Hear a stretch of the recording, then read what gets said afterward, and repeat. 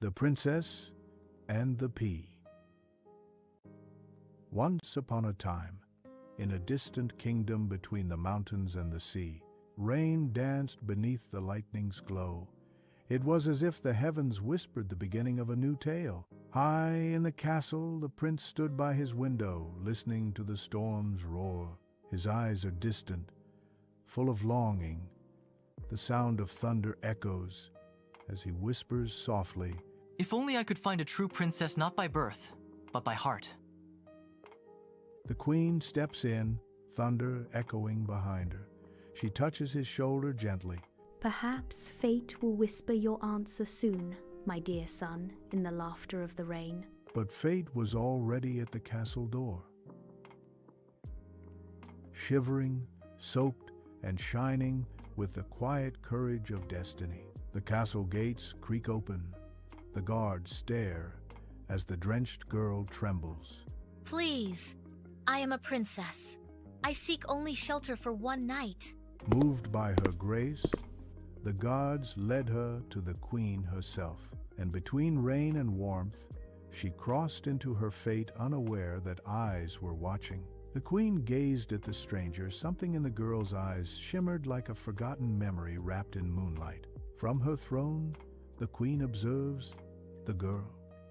Her expression an impenetrable mask of regal composure. "You claim to be a princess, child?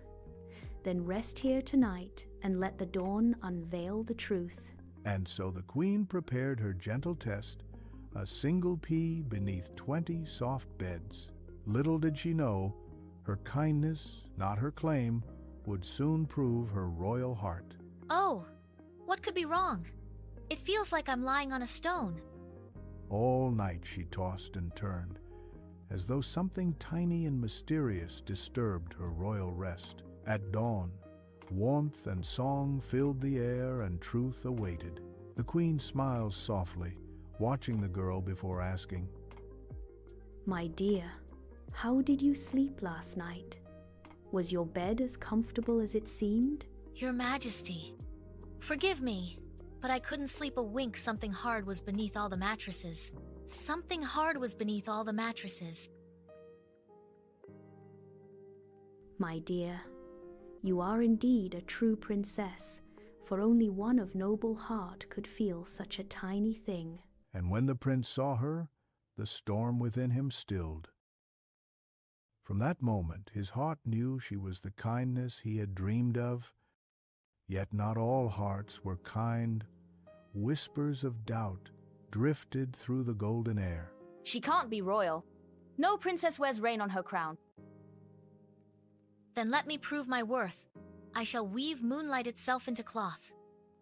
The challenge was set impossible to all but the pure of heart. The queen did not protest, for she saw truth not in birth, but in courage. And so she began, not alone for kindness, draws kindness near, and so she began, beneath the open sky, not weaving silk, but something far rarer. She wove not cloth alone, but the laughter, the sorrow, and the dreams of every soul beneath her kingdom's sky. The old farmer spoke of long days beneath the sun, of fields that drank both sweat and rain. As Princess Ilara listened, she heard the patience of the earth itself. The seamstress told Ilara how she stitched hope into every thread to keep her child from hunger. Ilara felt the quiet strength of hands that mend hearts as well as fabric. The old musician shared his tale of lost joy and returning song. Through his melody, Ilara felt the heartbeat of her kingdom's sorrow and beauty entwined, and from the smallest hands she received the simplest truth. Ilara realized that the sweetest joy wears no crown, but sparkles in every kind deed. Every story became a thread woven not from silk, but from the soul. She wove their sorrow, their joy, their dreams, all the whispers of the kingdom into a living tapestry. and those who once whispered in doubt now stood in awe, whispering anew. This is no illusion. It is the kingdom's very heart, woven in light. The prince steps forward, his eyes shining with awe and tenderness, his voice filled with emotion. Ilara, you have woven light into my heart. Will you be my queen?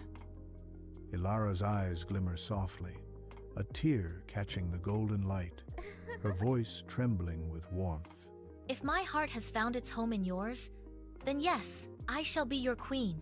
And so, beneath the light of their own kindness, the prince and Ilara were wed, two hearts woven into one golden tale. And from that day forth, they lived happily ever after, ruling their kingdom with love, peace, and gentle justice. In the end, true royalty lies not in crowns, but in hearts that choose to listen, to heal, and to love. Until the next tale, sweet dreams from Nighty Night Fairy Tales.